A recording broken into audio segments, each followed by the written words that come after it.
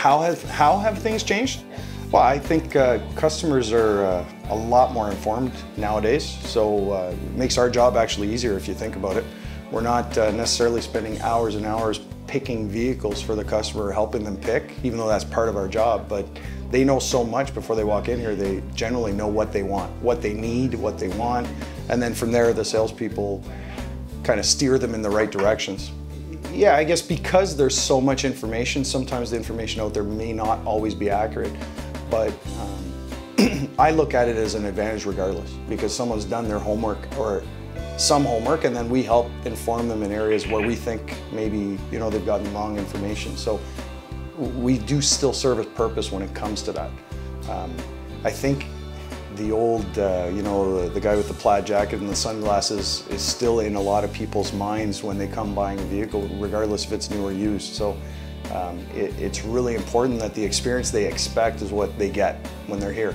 So the salesmanship of how you're treated, not just when we're selling you the car, but after the fact, is so important. That's a huge, huge thing. Qualifying the customer, what they want, what they need, informing them, because a lot of times, although they may be really informed on the product, the mentality of I can buy something for $100 a month or $200 a month without actually taking a calculator out. So sometimes that question steers customers to a certain area before we even get started. If your budget's $400 a month, but you're looking at an $800 a month vehicle, things like that happen all the time, whereas the information they have on the vehicles themselves is very accurate, and a lot of times they know more than we do when it comes to the car. Then the financing end, warranties, rust proofing, those types of things is where we come in to help the customer make decisions that they're comfortable with long term.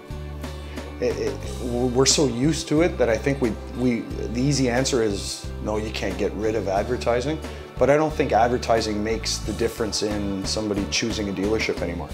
It may get people to come into your door because they saw your name somewhere, but I don't think it's necessarily what makes them buy the car. A $99.99 car doesn't sell anymore, whether it's on the internet or even in the paper.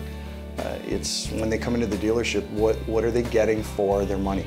And it's not just a car, you're getting a dealership, and that's gotten to be so much more important nowadays. Well, Facebook's a great example. I mean, we're on Facebook, we have a fan page. We encourage our staff to be part of those types of things, whether it's in the community or on the internet. And obviously the internet's the easiest, fastest way to get your message out, but we encourage them to do different things as opposed to putting that ad in the paper every day. Because in the end, our customers that we have now, and why this place has been successful for so many years, is because they're friends of ours. And not just because we met them from a newspaper ad, it's people we know that we're selling to, and that comfort level is there. And if I'm selling my friend a car, then I don't mind selling my neighbor or somebody else a car that I don't know. I'm confident enough to sell my best friend a car. I'll be confident to sell it to anybody.